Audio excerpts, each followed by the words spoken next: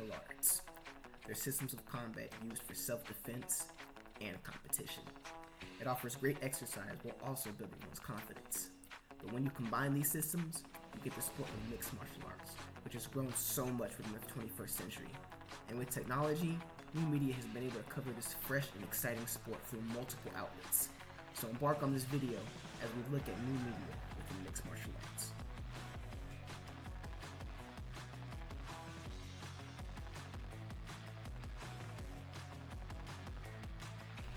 A vital aspect of MMA are interviews, because they allow fighters to tell more about themselves and talk about their fights.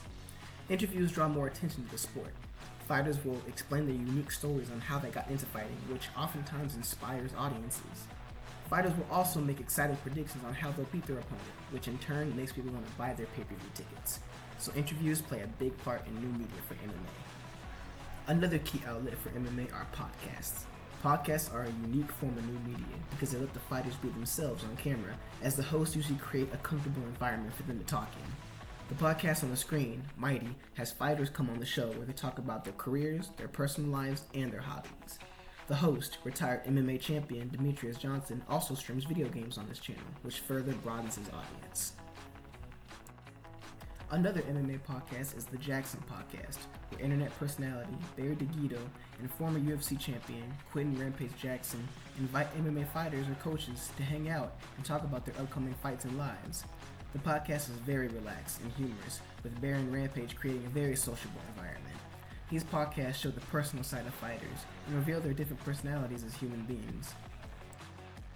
A final product of new media for MMA are tutorial videos. Tutorial videos are where martial artists teach certain aspects of fighting or defense. The content creators are typically martial arts instructors or professional fighters, and they've discovered the career benefits of having a YouTube channel. UFC bantamweight Corey Sandhagen teaches kicking techniques in this video.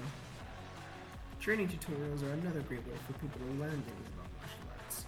Fighting gyms are sometimes expensive, and not everyone can afford a membership.